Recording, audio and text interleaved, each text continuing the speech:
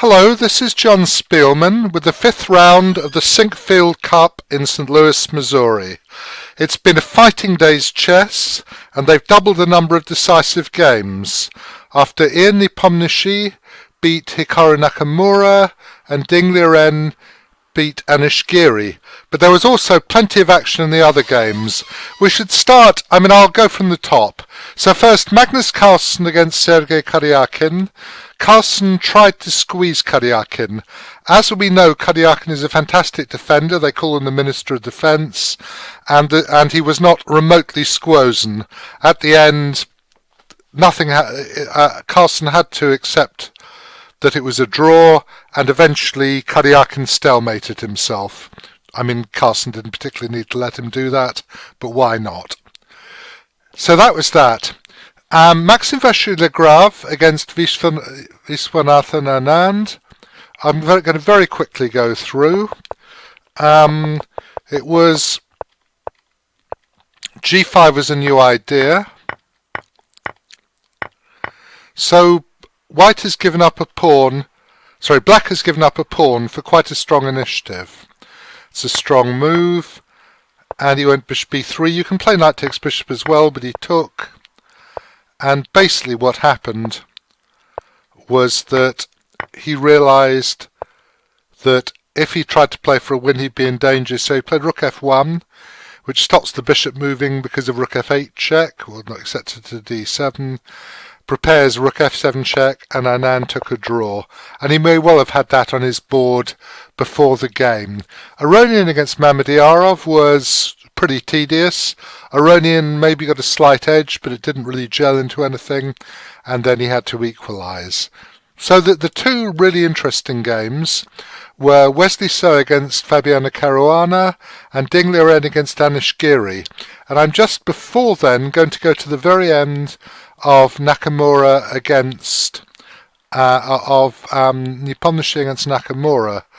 They reached this position eventually, and I was floundering around in the stream. Of course, one of the wonderful things about Lichess is that you can press a button down here and it tells you the result of any endgame of 7 pieces or less. So it says winning. So bishop takes b. But what happens, in fact, is that white goes... He found a way to give Zugzwang. I was a bit tired by this stage. So if you take the pawn, then bishop c1, and I think it's actually a draw if I ask its Sublime Majesty. Well, it is a Sublime Majesty if it's a database. But after king to here, black is in total Zugzwang, because he needs to keep control of this square to answer bishop takes pawn with bishop c1. The only way to do that is to go to here, and now again you're in Zugzwang, and in fact bishop takes b4 is threatened by now because the king's in such a bad square. So he resigned at some point very soon here, because after bishop c1 or b2, white would play bishop d6 and keep both pawns. So that's that, and then we get on to the two really interesting games. So against Caruana. Now I'm picking up my notes. It was an English opening. They also play d5, pawn takes pawn, queen takes pawn. That's quite common as well. This is what they did. I wondered at the time about d4 takes e3, which is a pretty stupid thing to do. But actually a3 completely refutes this, if nothing else. Just leaves white looking totally stupid. The idea was that if bishop takes pawn, there's this one, and in fact in this position white wins a piece. But it's unsurprising that it doesn't work. It would have been rather amazing if it had. Okay, so he castled. I don't know if he could have tried h5. Engines say h3, but you can still go knight g4 maybe. I don't know. He went knight g4 at once, taking aim at f2. And now Caruana got his pieces out very quickly. He took on g2, taking on d5 wasn't ridiculous. So I thought at the time that taking on c6 looked very, very dangerous. I mean, it may not quite be true. I'm sorry, there's an engine on here, isn't there? There's not supposed to be. Oh, there is an engine on. Now I've turned it off. And I thought queen f4, pawn takes pawn, knight d6, knight... And I thought this would be all right for white. He'd put a knight in d4, try to get some sort of control of the position. But So had a much more interesting idea. He went queen g5, and after f6 he took it, which was rather wonderful. So, there are a couple of moves. If rook f8, then you can't go rook takes, queen takes, rook f1, because of bishop h3 check with an enormous accident. But you can just double rooks, and that is totally crushing in this position. Black is totally dead here. I mean, there isn't even an interesting move to play. Rook e8, you can go check here, knight takes rook, queen takes queen, rook f8 mate. And black would be pleased to be put out of his misery. So rook f8 loses. I thought, actually at the time, I thought about this, and this clever move, but you just go queen takes queen, pawn takes queen, rook takes pawn, and you have, as somebody said on the stream, I am nobody really, a strong continental player, that you have a zillion pawns for the... you have two rooks and a zillion pawns against the two pieces. A zillion actually corresponds here to about 2 or 3, depending on how black defends himself, and it would indeed be very, very good for white indeed. So he didn't do that. He played knight d7 and this excellent move, and his idea was, well, there are various ideas. White took and he played e4. If rook takes knight, pawn takes rook, rook takes pawn, there's queen d5 check.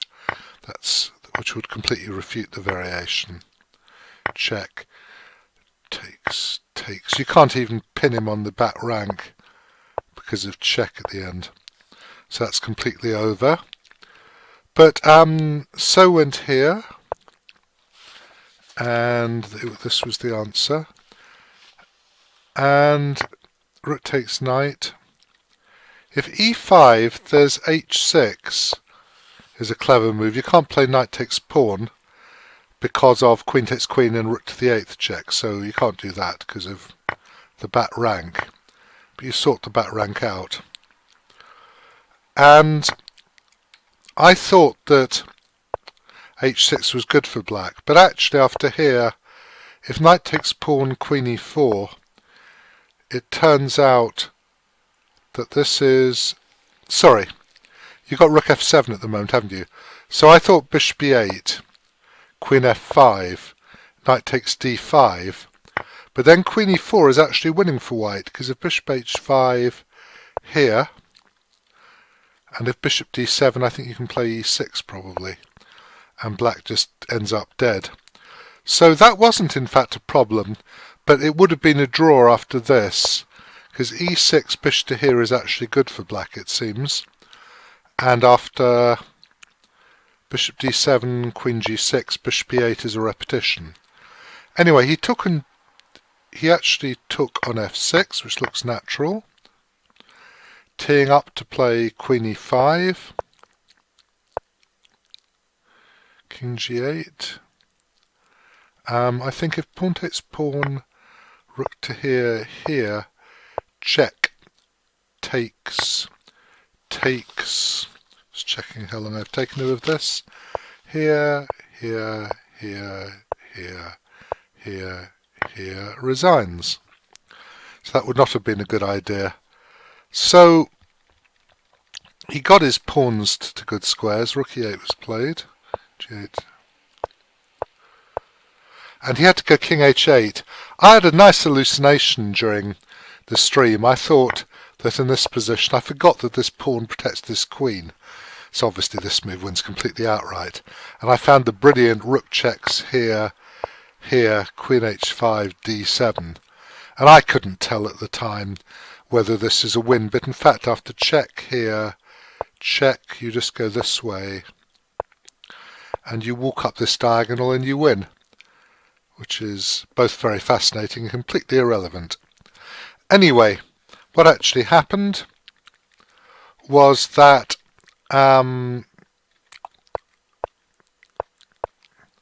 had to take this. I mean, Queen G4 is obviously not a winning attempt remotely. After you go takes D7. So Queen takes C5, Rook takes Bishop, and it's perpetual check. You check on F1. On an F6, and both sides have to take the draw. So this was an excellent fighting game.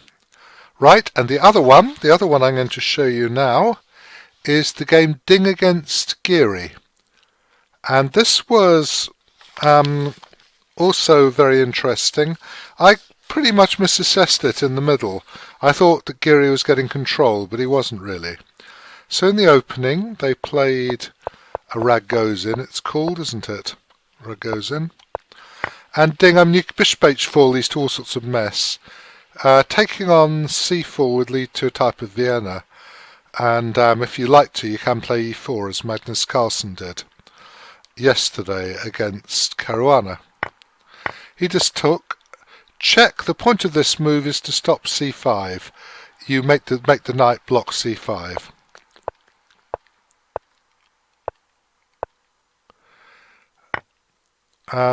There's some cleverness to do with these moves, which I didn't find out at the time particularly. Sorry, I don't want this on. Let me lose this. Sorry, I'm losing the engine. That's why. Why is this engine giving me an assessment now? I don't want an engine. Oh well, it is giving me an assessment. Maybe because the assessment is in the moves down there. I see in the move list. Okay. Knight takes D4 is threatened, by the way. Attacking the queen.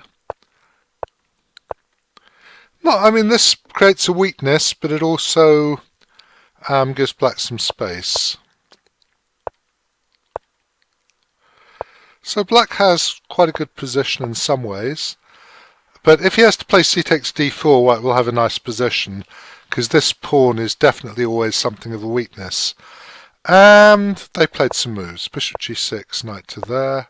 Queen g5. I think that may prepare h5, h4, and also stops bishop g4 at an annoying moment. Queen b1 he played. He can also go maybe queen b5. And he took. So he's made a slight mess of his pawn structure, but he's got the d4 square for the rook, and black is a little bit loose. Black king is it's a bit airy. It's a nice square for it. I don't know if he could have played rook takes d1 check and then rook takes c5. I haven't thought about that bit very much. I guess you play rook d7 probably, and it's a bit annoying at least. You have to be a bit careful. Rook d4, bishop f7, rook d1. You don't want to take, because then probably pawn takes, and you've cleaned up your pawn structure. That's an annoying move, threatening bishop to there. And now, I think you should just have gone rook 8 to c7. And if bishop d7, then you play g6, and you've won a tempo. As it was, he played g6. And okay, this defends the f5 pawn, but it also weakens black's king side. It weakens the rank, as we shall see later, and it also weakens the black squares. This later proved to be a very bad thing indeed. So he's just trying to bring his bishop back to g3. I don't know if bishop c4 is maybe possible at this moment. Don't know. Well, things haven't gone particularly well for black in the last few moves. He's maybe still okay, but it's dangerous to have such an open king when white has basically an attacking force still of 4 units. And knights are really dangerous attacking pieces. Bishops aren't great defenders. It only defends in one colour. This was a definite mistake, and now he should have gone something like, where should he have gone? I think maybe rook a7, but it's still very dangerous. He went here, this was clearly his intention, he missed c5. And the problem is if rook takes pawn, knight b6, you are setting up a huge fork on this square.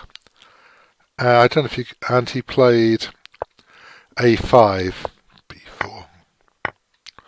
And this is basically probably a lost position. It may not look so much, but there are too many tactics. There are all sorts of things going on. You know, the knight might land on one of these black squares one day. It's got this idea. Black's king is terribly weak. He'd like to be... I don't know where he'd like to be. He'd maybe like to be on h6 really, but I mean then if White had played h4 he'd be in a bit of a net. Anyway, he played rook b8, knight b6, bishop e6, and Ding now cashed in. Knight to here takes. He could have recaptured, but he went here. Queen takes rook, rook takes queen is pretty hopeless, so he went back, and he has to take this pawn. And the problem is, although he's a pawn up, he's being absolutely splatted because of the rank. And the weakness on this rank actually as well, as it turns out. Check here, here, here, check. If queen c4, queen g7 resigns. So he goes rook c4 is the only move. Now I think he should, he went g3, I think he should really have done this first. Queen here, because now you're, or does he go rook to there? No, he can't go rook c8 of course, because rook to there check. So he has to go, he can't go that way. I wonder if he could play rook to here. Then I guess maybe that was why he didn't do it. I guess you just go h3 now, and you're threatening to come in, and if here, here, you got queen to there, it just doesn't look defensible at all. Rook d6 is happening as well. Okay. In fact, he went g3. I think I might have gone h3, but it probably doesn't matter very much. I suppose if h3 he thought maybe queen e5, who knows. He went g3, giving his king a hole, and basically black has to get to this diagonal. Sorry, that's not much of a diagonal. Let's play g3. Has to get to this diagonal to have any chances of giving perpetual check. And he can't. There just isn't a defense. That's a good move because it at least hopes to do something. It prepares to counter on one of these squares, but he went in. The queen still can't possibly get to d1 to give checks. I mean now White will win rook endings as well, but anyway, king f8 rotates pawn. He tried b4 rotates pawn, and he resigned. He could have tried b3 I suppose, but the simplest thing to do is just to take the blasted thing. Obviously queen takes queen, there's mate in one move. And I don't know, can you try king e8? Well, I'll just go, I mean look, if I'm bored I'll just go here, here, and I don't know, just win this rook ending. It's perfectly acceptable. Perfectly reasonable to win a rook ending 5 pawns up or however many it is. I mean, you don't need to. There are other ways to win. I suppose you can go... Well, you can do anything you like. You can go here. Actually, here just wins, doesn't it? Because you got rook... Sorry, you got rook h8. So that would be even better. But I mean, it's not interesting. So this was a fine win by Ding. I misassessed it in the middle, but it turned out that it was really good for him at the end. And he played very well against Giri, I thought. So, very good round. After the round, I shall tell you the scores. The scores are... let me just make a tournament table. Anand and Caruana and Ding have 3.5 out of 5. Most of the rest of the tournament have 2.5. And Nakamura, Aronian and Giri have 2.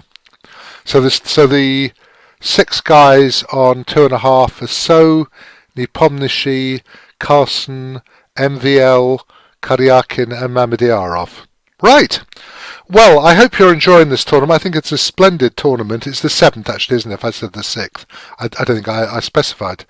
And I'm away over the weekend, but I'll be back on Sunday night for round 8. And I'm intending to do broadcasts of rounds 8, 9 and 11, so that's Sunday, Monday and Wednesday on twitch.tv/Jon Speelman, and there will also be roundups of those last 3 rounds on the site where you are at the moment, on the YouTube, Lichess YouTube site. Okay, well, good night then.